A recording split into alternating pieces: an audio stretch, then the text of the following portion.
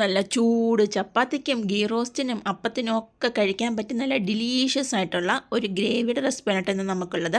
അതിലുപരി നമുക്കിത് വെച്ചിട്ട് നമ്മുടെ ബോഡി വെയ്റ്റിനെ കൺട്രോൾ ചെയ്യാൻ പറ്റും. അപ്പോൾ നിങ്ങൾ വിചാരിക്കുന്നുണ്ടാവില്ല റെസിപ്പി എന്താണെന്നുള്ളത്. അപ്പോൾ റെസിപ്പിയിലേക്ക് കടക്കാട്ടോ. Welcome to Ranju's world.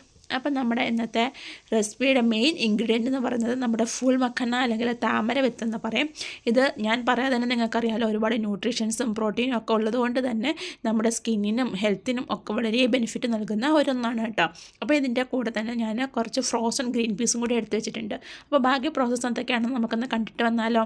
അപ്പോൾ ഓൾറെഡി ഞാനൊരു പാൻ ചൂടാക്കാൻ വെച്ചിട്ടുണ്ട്. അതിലേക്ക് ഒരു 2 സ്പൂൺ ഓയിൽ ഒഴിച്ച് കൊടുത്തിട്ടുണ്ട് കേട്ടോ. അപ്പോൾ അതിലൊന്ന് ചൂടായി വരുമ്പോഴേക്കും അതിലേക്ക് നമ്മൾ എടുത്ത് വെച്ചിരിക്കുന്ന ഫുൾ മഖന ഒന്ന് ഇട്ട് കൊടുക്കുക. എന്നിട്ട് സിമ്മിലേക്കാക്കിയിട്ട് അതൊന്ന് റോസ്റ്റ് ചെയ്തെടുക്കുക. അതൊന്ന് ചുമന്ന് അതൊന്ന് കയ്യിലെടുത്തൊന്ന് പൊടിക്കണ സമയമാകുമ്പോൾ അതിങ്ങനെ ഒന്ന് പൊടിഞ്ഞു വരും കേട്ടോ. അതാണ് അതിൻ്റെ പാകം എന്ന് പറയുന്നത്. അത് കഴിയുമ്പോൾ നമുക്കതിനെ വേറൊരു പാത്രത്തിലേക്ക് മാറ്റി വെക്കാം. എന്നിട്ട് അതേ പാത്രം തന്നെ സ്റ്റൗവിൽ വെച്ചിട്ട് നമുക്കതിലേക്ക് കുറച്ച് വെജിറ്റബിൾ ഓയിലും കുറച്ച് നെയ്യും കൂടി ഞാൻ ഒഴിച്ചു കൊടുക്കുന്നുണ്ട്. 2 സ്പൂൺ നെയ്യും കൂടി ഒഴിച്ചു കൊടുക്കുക. ഇനി അതിനകത്തേക്ക് കുറച്ച് മസാലക്കൂട്ടുകളും കൂടി ആഡ് ചെയ്യാനുണ്ട്. അപ്പോൾ ഞാൻ ഇട്ട് കൊടുക്കുന്നത് 2 തേജ്പത്ത, കുറച്ച് കറുവപ്പട്ട, ഗ്രാമ്പു, ഏലക്ക, ഇത്ര സാധനമാണ് കേട്ടോ. അതൊന്ന് ഇട്ടൊന്ന് മൂത്തതിന് ശേഷം അതിലേക്ക് നമുക്ക് കുറച്ച് ജീരകം ഇട്ട് കൊടുക്കണം. ഇനി നിങ്ങൾക്ക് ജീരകം ഇങ്ങനെ ഇടാൻ താല്പര്യമില്ല, അപ്പം ലാസ്റ്റിലാണ് ഇടുന്നതെന്നുണ്ടെങ്കിൽ ജീരകം വറുത്ത് പൊടിച്ച് വെച്ചത് ലാസ്റ്റ് ചേർത്താൽ മതി കേട്ടോ. എന്നിട്ട് ഞാനൊരു 3 മീഡിയം സൈസിലെ സവാള കട്ട് ചെയ്ത് വെച്ചിട്ടുണ്ടായിരുന്നു, അതും കൂടി ഞാൻ ഇട്ട് കൊടുക്കുകയാണ്.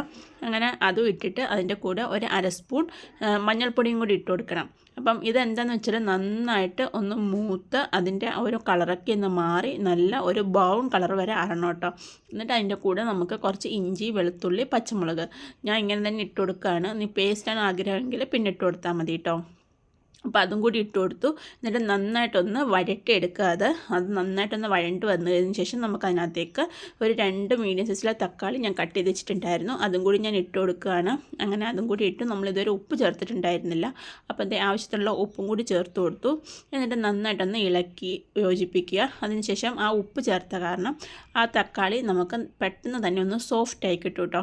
അതൊന്ന് ഇളക്കി യോജിപ്പിച്ചതിന് ശേഷം അതിൻ്റെ മുകളിലേക്ക് ഒരു അടപ്പ് വെച്ചിട്ട് നമുക്ക് കുറച്ച് നേരം ഒന്ന് അടച്ച് വെച്ച് വേവിക്കാം. ഒരു 3-4 മിനിറ്റ് അങ്ങനെ ഇരിക്കട്ടെ. അതിനുശേഷം അത് തുറക്കുമ്പോൾ തക്കാളിയൊക്കെ നല്ലതായിട്ടൊന്ന് സോഫ്റ്റായി വന്നിട്ടുണ്ട്.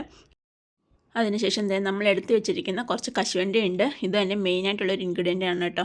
അതിൻ്റെ പകുതി നമ്മൾ അതിനകത്തേക്ക് ഇട്ട് കൊടുക്കുകയാണ്. അതൊക്കെ അവരവരുടെ ഇഷ്ടത്തിന് ഇട്ട് കൊടുക്കുക കേട്ടോ. അപ്പോൾ അതും കൂടി ഇട്ട് കൊടുത്തു. എന്നിട്ട് നന്നായിട്ടൊന്ന് വേവാൻ വേണ്ടിയിട്ട് നമ്മൾ വീണ്ടും അടപ്പ് വെച്ചിട്ടൊന്ന് അടച്ചിട്ട് ഒരു 3-4 മിനിറ്റ് ഒന്ന് വെയിറ്റ് ചെയ്യുക. അപ്പോൾ ഒരു 3-4 മിനിറ്റ് കഴിഞ്ഞപ്പോൾ തന്നെ തക്കാളിയും കശുവണ്ടിയൊക്കെ നന്നായിട്ട് വെന്ത് ആ ഓയിലൊക്കെ ഒന്ന് സെപ്പറേറ്റായി വന്നിട്ടുണ്ട്. അപ്പോൾ ഈ ഒരു സമയമാകുമ്പോഴേക്കും നമ്മുടെ മിക്സിയുടെ ജാറിന്, അതായത് അരയ്ക്കുന്ന ജാറിനകത്തേക്ക് നമുക്കിതിനകത്തുനിന്ന് ഒരു പകുതി നമുക്ക് മാറ്റി വെക്കാം കേട്ടോ. ഇതെന്തിനാന്ന് വെച്ചാൽ നമുക്കിതൊന്ന് പേസ്റ്റാക്കി എടുക്കണം. പകുതി അതിനുള്ളിൽ തന്നെ ഇരിക്കട്ടെ, പകുതി നമ്മൾ മാറ്റിയെടുക്കുക. കശുവണ്ടി ഒക്കെ ചേർത്തിട്ടുള്ള പകുതി ഭാഗം നമ്മൾ മാറ്റി വെക്കുക. ബാക്കിയുള്ള പകുതിയിൽ നമുക്ക് എടുത്തു വെച്ചിരിക്കുന്ന ഫ്രോസൺ ഗ്രീൻ പീസ് അതുകൂടി ഇട്ട് കൊടുക്കണം. അപ്പം അതും കൂടി ഇട്ട് കൊടുത്തതിന് ശേഷം നമുക്ക് ബാക്കിയിരിക്കുന്ന കശുവണ്ടി, അപ്പം നമ്മൾ വേറെ കുറച്ച് കശുവണ്ടി മാറ്റി വെച്ചിട്ടുണ്ടായിരുന്നു, അതും കൂടി ഇട്ട് കൊടുക്കുക. എന്നിട്ട് ഇത് നന്നായിട്ടൊന്ന് ഇളക്കിയതിന് ശേഷം വീണ്ടും മൂടി വെച്ച് വേവിക്കണം. അപ്പോഴേക്കും ആ മട്ടറും ആ ഇട്ട കശുവണ്ടിയും ഒക്കെ ഒന്ന് വെന്ത് വരും കേട്ടോ. അപ്പോൾ അതിന് വേണ്ടിയിട്ട് നമുക്കൊന്ന് വെയിറ്റ് ചെയ്യാം. ഒരു 3-4 മിനിറ്റ് കഴിഞ്ഞപ്പോൾ തന്നെ ഇട്ട കശുവണ്ടി മട്ടറൊക്കെ ഒന്ന് വെന്ത് വന്നിട്ടുണ്ട്. ഇനി ഇതിനകത്തേക്ക് നമുക്ക് കുറച്ച് പൊടിവർഗ്ഗങ്ങളും കൂടി ആഡ് ചെയ്യാനുണ്ട്. അപ്പം നമ്മൾ ഇതുവരേക്കും വേറൊന്നും ആഡ് ചെയ്തിട്ടുണ്ടായിരുന്നില്ല. അപ്പം ഞാൻ ഇട്ട് കൊടുക്കുന്നത് 2 സ്പൂൺ മല്ലിപ്പൊടിയാണ്.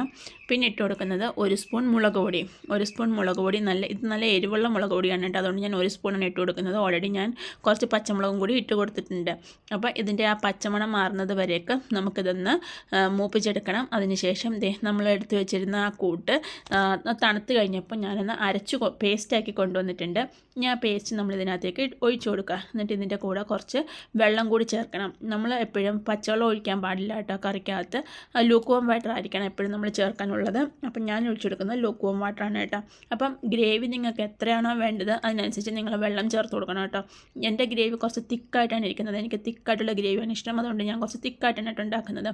അപ്പോൾ ആ വെള്ളം ഒന്ന് ഒഴിച്ചു കൊടുത്തതിന് ശേഷം അത് വീണ്ടും ഒന്ന് മൂടി വെച്ചിട്ട് ഒന്ന് 3-4 മിനിറ്റ് ഒന്ന് തിളച്ച് വരാൻ വേണ്ടിയിട്ട് നമുക്കൊന്ന് വെയിറ്റ് ചെയ്യണം.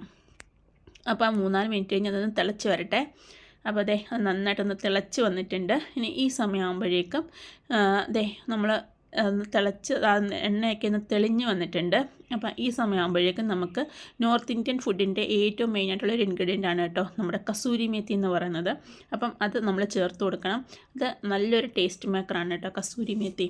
അപ്പോൾ കസൂരി മേത്തിയും കൂടി ഇട്ട് കൊടുത്തിട്ട് നമുക്ക് നന്നായിട്ടൊന്ന് ഇളക്കിയെടുക്കാം. അതിന് ശേഷം നമ്മൾ എടുത്ത് വെച്ചിരിക്കുന്ന നമ്മുടെ താരമായിട്ടുള്ള നമ്മുടെ ഫുൾ മഖന അതിട്ട് കൊടുക്കുക. അപ്പോൾ ഈ ഫുൾ മഖന ഇട്ടൊന്ന് ഇളക്കുമ്പോൾ തന്നെ അതിലേക്ക് കുറച്ച് ഗ്രേവിയൊക്കെ ഒന്ന് പിടിക്കും കേട്ടോ. അപ്പോൾ ആ ഗ്രേവി ഒന്നും കൂടി ഒന്ന് തിക്കാവും. അപ്പോൾ നിങ്ങൾക്ക് ചൂടുവെള്ളം ഒഴിച്ചു കൊടുത്തിട്ട് നിങ്ങൾക്ക് വേണമെങ്കിൽ വീണ്ടും അതിൻ്റെ കൺസിസ്റ്റൻസി ഒന്ന് ലൂസാക്കാം. അപ്പം ഞാൻ അതൊന്ന് ഇളക്കി കൊടുത്തതിന് ശേഷം വീണ്ടും അതിനകത്തേക്ക് ആ ഗ്രേവിയൊക്കെ ഒന്ന് പിടിക്കാൻ വേണ്ടിയിട്ട് നമ്മളൊന്ന് അടപ്പ് വെച്ചിട്ട് വീണ്ടും ഒന്ന് അടച്ചു വെക്കുക.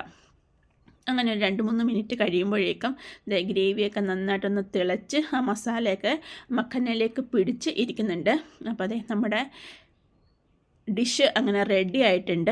ഇനി നമുക്ക് എന്താ ചെയ്യേണ്ടതെന്ന് വെച്ചാൽ കണ്ടില്ലേ, നല്ല തിക്ക് കൺസിസ്റ്റൻസിയിലുണ്ട്. നല്ല അപ്പത്തിനും ദോശയ്ക്കും ഒക്കെ കഴിക്കാൻ പറ്റിയ നല്ലൊരു റെസിപ്പിയാണ്.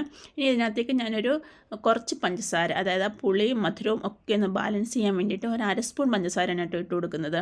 അതിൻ്റെ കൂടെ ഞാൻ കുറച്ച് ഫ്രഷ് ക്രീമും കൂടി ആഡ് ചെയ്യുന്നുണ്ട്. നിങ്ങൾക്ക് വേണമെങ്കിൽ മാത്രം ചെയ്താൽ മതി.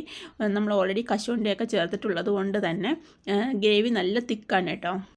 അപ്പോൾ അത് ലാസ്റ്റ് കുറച്ച് മല്ലിയിലയും കൂടി ഇട്ട് കൊടുത്തിട്ട് നമുക്കതൊന്ന് ഗാർണിഷ് ചെയ്യാം. എന്നിട്ട് നമുക്ക് അതിന് സെർവിങ് ബോളിനകത്തേക്ക് മാറ്റിയിട്ട് അപ്പോൾ നമ്മുടെ ഹെൽത്തി ആയിട്ടുള്ള ഡിഷ് നമുക്ക് റെഡി ആയിട്ടുണ്ട്.